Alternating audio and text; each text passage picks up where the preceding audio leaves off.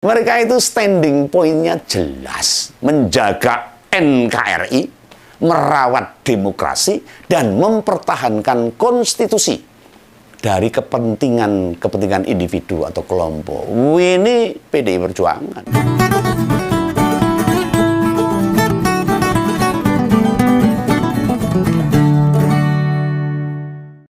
Belum lama ini, durung suwe, Mbak Puan itu ngasih pernyataan ini. Ini bikin Om Begawan jadi agak kaget.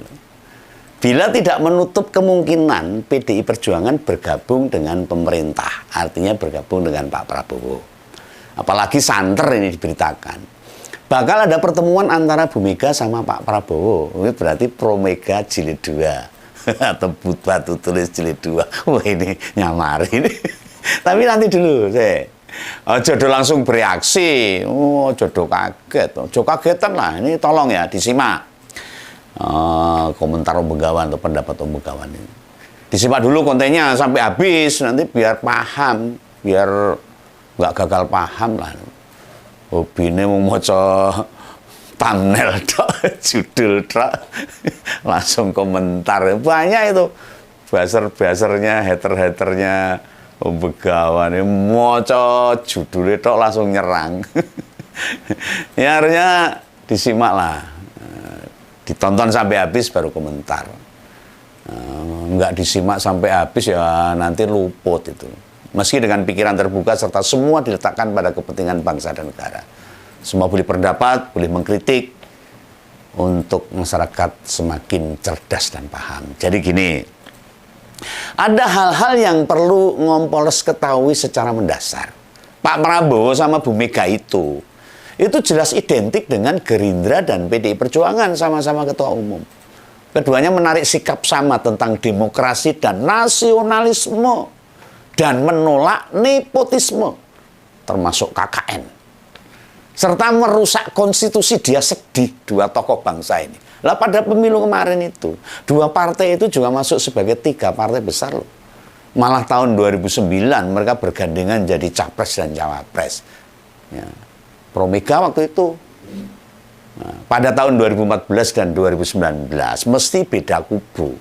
Tidak ada perseteruan keras di antara beliau, antara Mbak Mega dan Pak Prabowo. Biasa saja sebagai seorang negarawan. Beda sama yang itu. Wes ditulung, dibela, didukung, malah ngerusak. Nah, hal ini dilandasi proses pilpres, perebutan kekuasaan itu hal biasa bagi Mbak Mega dan Pak Prabowo. Pak Prabowo itu kalah 3 kali, no problem, tetap berjuang. Bagian kehidupan berbangsa. Lah, salah satunya ya mempraktekkan demokrasi itu secara sehat. Saat aksi peringatan darurat, kabar batalnya paripurna DPR itu berkat telepon Bu Mega ke Pak Prabowo loh. Agar Gerindra tidak ikut settingan melawan putusan MK. Loh, nyatanya Gerindra kemudian membatalkan agenda lanjut revisi Undang-Undang Pilkada tuh. Nah, terus bagaimana kita memaknai pernyataan Mbak Puan? Semua itu masih kemungkinan bisa terjadi dan bisa tidak. Masih 50-50. Ya hanya soal beda pendapat aja. Pertemuan kedua tokoh besar tinggal menunggu waktu. Mengapa statement Mbak Puan mengemuka? Nah, Pak Prabowo kurang jernih melihat internal Kim ini, yang sebenarnya banyak dikendalikan Pak Jokowi. Iya, Pak Prabowo itu semakin sadar nih. Lah ini Kim plus-plus itu harusnya kan bosnya saya nih. Loh, kok malah dikendalikan sama Sono. Pak Prabowo semakin merasa. Pak Prabowo memang perspektifnya positif, nggak curiga. Makanya semua masukan anggota Kim sering diterima begitu saja. Tidak difilter, tidak disaring. Apa yang disampaikan Mbak Puan bentuk keprihatinan serta membantu menjawab tantangan bangsa ke depan yang lebih berat nantinya. Globalisasi dan sebagainya. Ingat loh, situasi global sedang krisis ini. Bila pemerintahan Prabowo diganggu dengan urusan syahwat kekuasaan yang nggak habis-habisnya, presiden terpilih akan nggak optimal menjalankan pemerintahnya. Apalagi wakilnya adalah anaknya Pak Mulyono. Ini sekarang gangguan-gangguan itu terus berlangsung. Gara-gara Pak Mulyono memaksakan anak-anaknya. Nah, iya toh.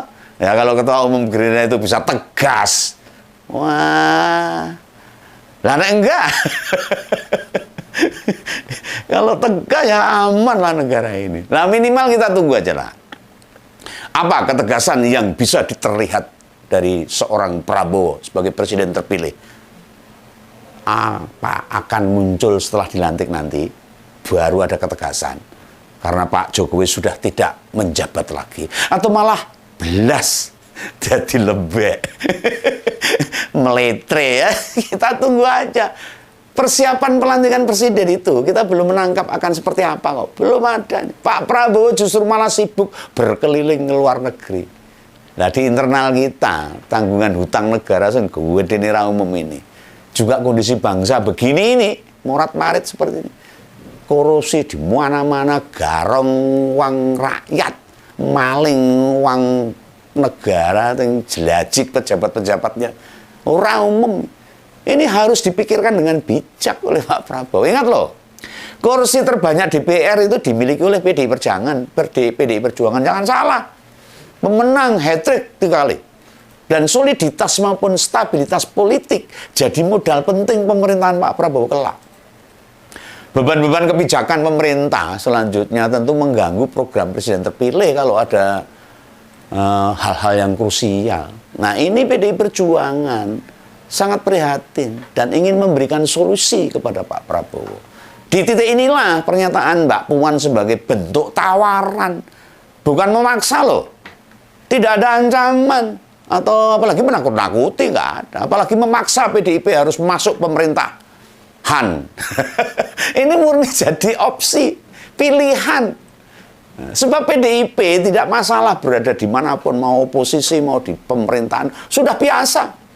Sudah biasa. Sebab PDIP itu sudah terbiasa ada di mana-mana. Di pilkada, PDIP juga mengajukan calon sendiri loh. Kader-kadernya sendiri. Gak ikut sama koalisi. Tandanya pernyataan gabung pemerintah itu pilihan, bukan keharusan. Partai ini nggak pernah takut jadi oposisi. Partai ini maksudnya PDIP gitu loh. Wis bisa bilani rakyat kecil dari awalnya.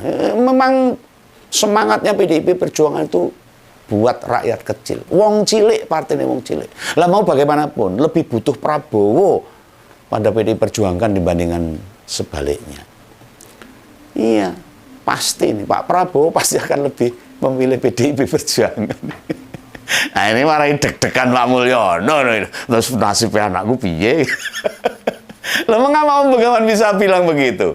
Soalnya rekam jejak perjalanan partai selama ini sudah cukup jadi bukti. Bu Mega juga tidak mendorong anak-anaknya loh. Keponakannya atau cucu harus jadi kepala daerah di mana, enggak. Padahal peluang atau kemungkinan itu terbuka lebar. Sedangkan Pak Mulyono itu terlihat mati-matian. Nganti belasan-belasan apa-apa ditawabrak. Jangan sampai anaknya nggak jadi apa-apa setelah dia turun jabatan. Sehingga peluang masuk atau tidaknya PDIP di pemerintahan bukan perwujudan kepentingan partai, melainkan menyediakan diri mengekselerasi tantangan global yang akan dihadapi oleh pemerintahnya Pak Prabowo. Apapun, PDIP Perjuangan sudah berpengalaman, lebih berpengalaman daripada Gerindra. Dan ini tawaran Mbak Puan sangat realis, nalar, masuk akal. Nah, dalam perspektif ngompol, Om Begawan sih memahami besar. Kok besar? Memahami benar. Soal agenda pertemuan Mbak Mega dengan Pak Prabowo ini. Termasuk mau dukung pemerintah atau di luar. Itu dalam kerangka kepentingan bangsa dan negara. Bukan kepentingan praktis, apalagi hanya mengejar jabatan menteri buat orang-orang partainya. Oh, nggak ada itu. Bukan level PDIP lah kalau ngemis-ngemis gitu. Mau jadi oposan atau pendukung pemerintah. Bukan masalah krusial buat Partai Merah. Dengan banteng moncong putihnya.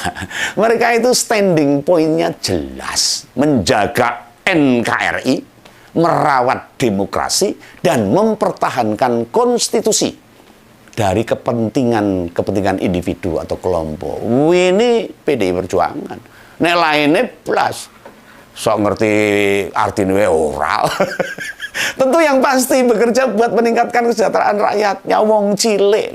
Nah, sepanjang penguasa bergerak di ranah itu, PDIP gak akan pernah mengganggu, nggak mau. Ngeritik iya, mengganggu tidak.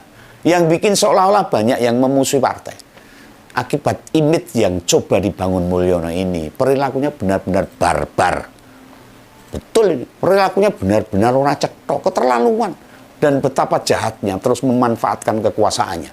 Demi kepentingan dirinya sendiri, kepentingan keluarganya.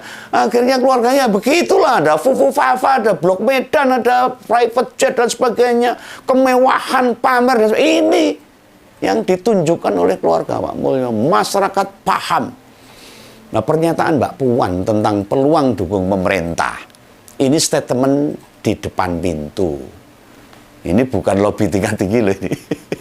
Apalagi sebuah permainan antar partai, enggak dagang sapi. Oh tidak, tidak pernah akan ada rasa sakit hati dari kedua tokoh bangsa ini, antara Mbak Puan dan Pak Prabowo, antara Mbak Mega dan Pak Prabowo. Tidak ada kecewa, duka apalagi larang, nggak ada. Bila tidak diterima dalam mendukung pemerintah, semua partai punya visi misi dan mereka pasti menjalankan norma serta program partai secara detail, tetap untuk kepentingan masyarakat. Lah misalnya Pak Prabowo melanjutkan program Pak Mulyono, bukankah program-program itu dibangun dan dibuat ketika masih bersama PDIP? Artinya sepanjang program yang baik tetap akan dijalankan, apalagi ditingkatkan dan kualitasnya lebih baik lagi. Itu tidak masalah. Minimal Pak Prabowo tidak bernafsu mementingkan keluarganya tok. Lihat saja di pilkada serentak sekarang ini. Apa Gerindra menugaskan 3 keponakannya Pak Prabowo jadi calon gubernur? Enggak. Padahal ada Mbak Rahayu Saraswati, ada Mas Tommy Jiwandono, dan ada Mas Budi Jiwandono. Tidak. Itu seperti Mbak Mega yang tidak mencalonkan siapapun yang ada pertalian keluarganya. Pesan Begawan untuk semua rakyat dan masyarakat Indonesia. Salam Begawan, salam mengumpul.